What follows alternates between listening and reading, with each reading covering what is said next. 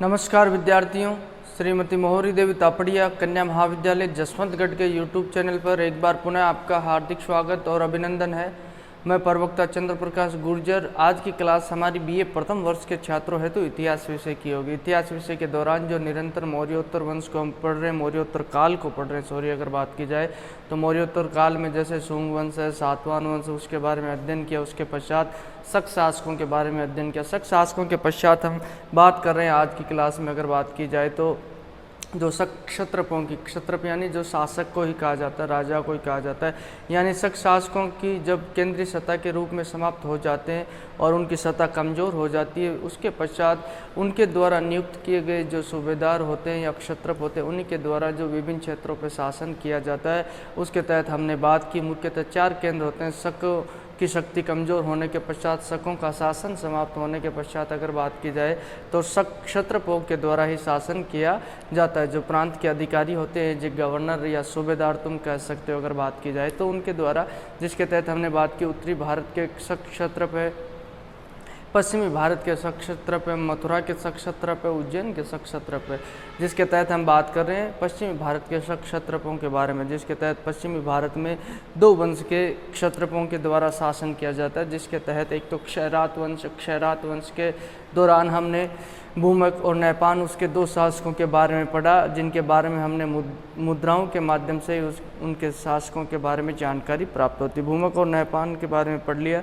उसके पश्चात आज पश्चिमी भारत के शक क्षत्रपों के शासन के तहत बात करने वाले हैं, तो जिसके तहत हम चष्टन वंश के बारे में पढ़ेंगे। चष्टन वंश को तुम कहो तो काठियावाड़ वंश भी कहा जा सकता है, और अगर बात की जाए इसे मालवा वंश भी कहा जाता है, उज्जैन वंश भी इसे कहा जाता है, क्योंकि मूलतः उन क्षेत्रों में इनका क्या रहता है, शासन रहता है। काठियावाड़ के क्षेत्र में जो गुजरात का क्षेत्र है वहाँ शासन रहता है, उज्जैन के क्षेत्र में इनका शासन रहता है, इसलिए से ये काठियावाड़ वंश भी कहलाता है। अब इसी के शासक, आज एक शासक के बारे में हम बातचीत करेंगे, जिसके तहत हम देखेंगे कि जो ये चष्टन के बारे में बात करेंगे। चष्टन के पश्चात जो जयदामन है उसका पुत्र, उसके पश्चात रुद्रदामन इस वंश का महान शासक। चष्टन भी इस वंश का महान शासक था। चष्टन के समय हम बात की जाए तो हमने सातवाहन वंश के शासकों के साथ भी इनके संघर्ष का जिक्र हमें देखने को मिलता है। पुराणों के माध्यम से, जो पुराण लिखे गए पुराणों के माध्यम से हमें इन वंश की जानकारी प्राप्त होती है। शक क्षत्रपों के बारे में जानकारी प्राप्त होती है अगर बात की जाए तो मूलतः देखा जाए तो हम आज चष्टन वंश के बारे में पढ़ें। अब चष्टन वंश इसे क्यों कहा जाता है, क्योंकि खुद चष्टन के द्वारा इस वंश की स्थापना की जाती है। चष्टन इस वंश का क्या होता है, संस्थापक होता है, इसीलिए से ये वंश क्या कहलाएगा, चष्टन वंश कहलाएगा, क्योंकि संस्थापक कौन है।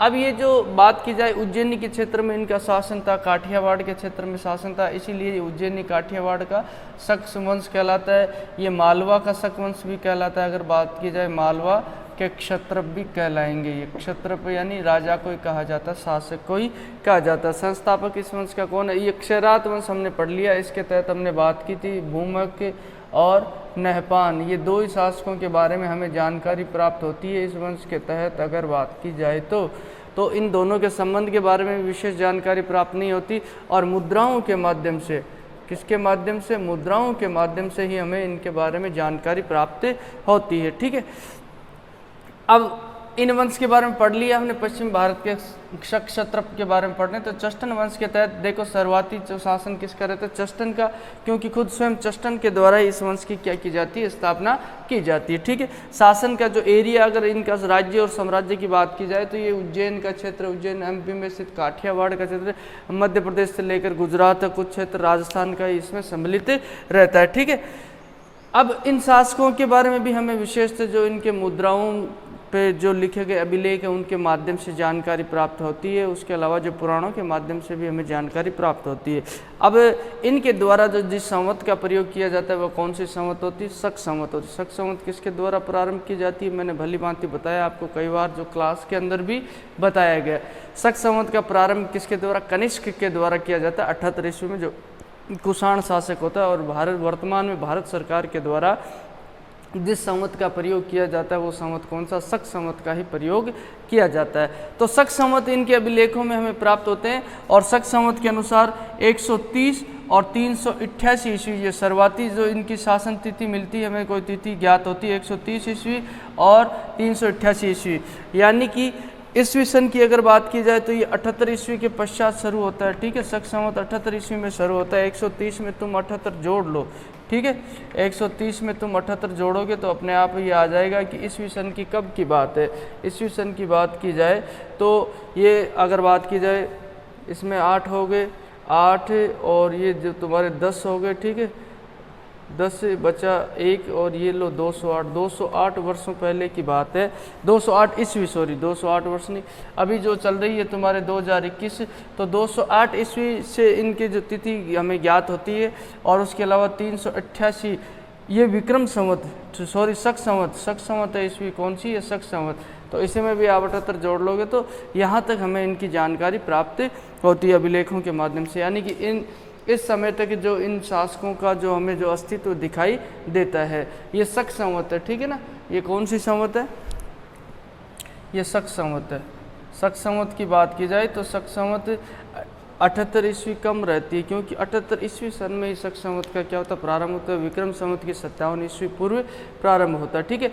अब पुराणों के माध्यम से हमें जानकारी मिलती है इन शासकों की। तो पुराणों में बात की जाए तो सातवाहन वंश के पश्चात जो उत्तराधिकारियों के रूप में जो शासन करने वाले शासक है, उनमें शक शासकों का उल्लेख मिलता है। और ऐसे हमें 18 शक शासकों का क्या मिलता है, उल्लेख मिलता है, ठीक है।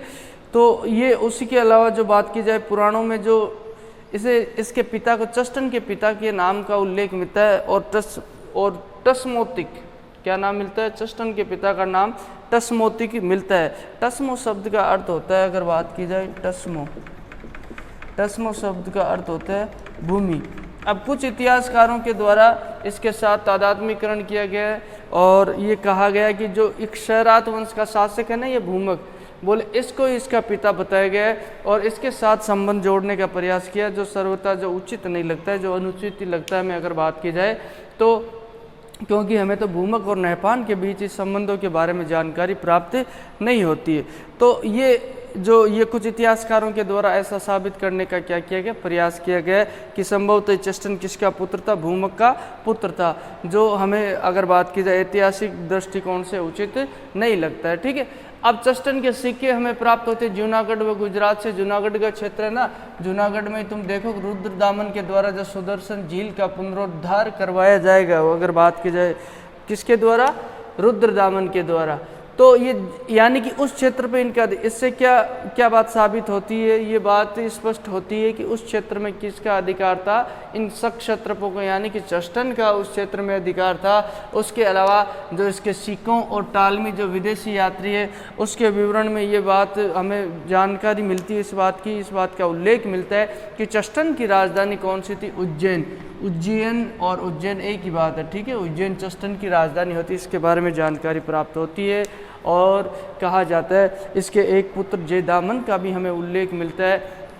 जयदामन के द्वारा क्षत्रप की उपाधि धारण की, लेकिन यहाँ शासक के द्वारा महाक्षत्रप की उपाधि धारण की जाती है। कौन सी, महाक्षत्रप, चस्टन के द्वारा ये उपाधि धारण की गई। अब इसके द्वारा सिर्फ यही उपाधि धारण की गई, तो इतिहासकारों द्वारा ये जो अनुमान लगाया कि संभवतः चस्टन के समय जो उसके पुत्र जयदामन के द्वारा उत्तराधिकारी के रूप में जो शासन में क्या किया जाता है, सहयोग किया जाता है, और इसीलिए उसके द्वारा क्षत्रप की उपाधि धारण की जाती है। लेकिन कहा जाता है कि संभवतः इनका मानना है इतिहासकारों के द्वारा कि चस्टन के पश्चात अगला शासक कौन होता है, रुद्रदामन उसका पुत्र होता है, जो जयदामन का क्या होता है, पुत्र होता है। तो इतिहासकारों का ये मानना है इसमें कि संभवतः जयदामन की मृत्यु चस्टन के जीवित रहते ही हो जाती है। तो तभी तो उसके जो बात की जाए चस्टन के पश्चात अगला शासक कौन बनता है, जो रुद्रदामन बनता है, ठीक है। ये रुद्रदामन किसका पुत्र, जयदामन का तो पुत्र है, और चस्टन का क्या लगता है, पौत्र लगता है, ठीक है। अब ये जो अभिलेखों के अनुसार ये भी स्पष्ट की जानकारी हमें मिलती है कि अगर बात की जाए चस्टन और उसके पुत्र जयदामन के द्वारा संयुक्त रूप से, सम्मिलित रूप से साथ साथ शासन किया जाता है। और जब जयदामन की मृत्यु हो जाती है तो उसके पौत्र रुद्रदामन और चस्टन के द्वारा भी साथ साथ क्या किया जाता है, शासन किया जाता है सम्मिलित रूप से। और जैसे ही बात की जाए जो इसकी चष्टन की मृत्यु हो जाती है तो अगला उसका उत्तराधिकारी कौन बन जाता है, उसका पुत्र रुद्रदामन बन जाता है, जिसके बारे में हम बात करेंगे अगली क्लास में। अगर बात की जाए रुद्रदामन के बारे में विस्तृत रूप से पढ़ेंगे। जो रुद्रदामन का जूनागढ़ अभिलेख भी मिलता है जिसमें सुदर्शन झील का पुनरुद्धार उनके द्वारा करवाया जाता है, और भी कई जानकारियाँ हमें जो रुद्रदामन के समय प्राप्त होती है।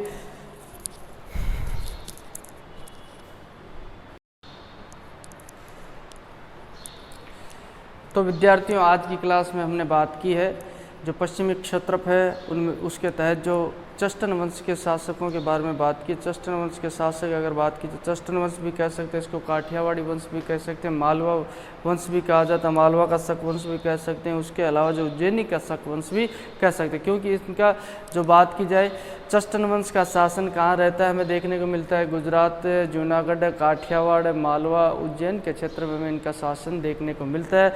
इस वंश का संस्थापक कौन होता है, चष्टन होता है, इसीलिए ये वंश कौन सा कहलाता है, चष्टन वंश कहलाता है। चष्टन के द्वारा जो शासन किया गया उसकी जानकारी हमें जो अभिलेखों और मुद्राओं के माध्यम से प्राप्त होती है, और इनकी अभिलेखों और इनकी मुद्राओं में जो हमें जिस संवत का प्रयोग मिलता है वह संवत कौन सा होता है, शक संवत होता है। यानी कि ये शासक कौन, हमने जब पहले बात की क्षत्रप कौन थे तो उसके तहत हमने इनकी जाति के बारे में जिक्र किया था, तो इनकी जाति, तो इससे ये प्रमाणित होता है, ये बात स्पष्ट होती है कि जैसे शक संवत का प्रयोग करें तो ये शक जाति से क्या होते हैं, संबंधित होते हैं। शक शासकों का जब शासन था भारत में, उसी दौरान जो विभिन्न प्रांतों में जो अपने ही सगे संबंधियों को, अपने भाई बंधुओं को इनके द्वारा क्या किया गया, नियुक्त किया गया था, वही क्या कहलाए, क्षत्रप कहलाए।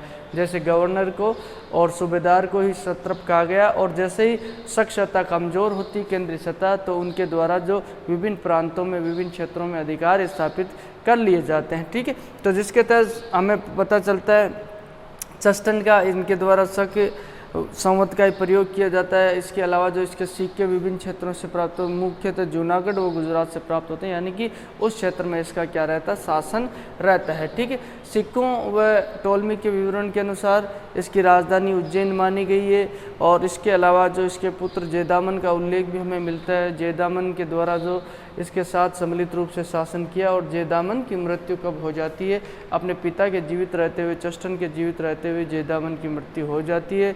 और उसके अलावा जो चष्टन की मृत्यु पश्चात अगला शासक कौन होगा, रुद्रदामन होगा, जो चष्टन का क्या है, पौत्र है। ठीक है, उसके बारे में हमें जानकारी मिलती है। तो अगली क्लास में हम बात करेंगे इस रुद्रदामन के बारे में, जो रुद्रदामन क्या है, जो चष्टन का पुत्र है।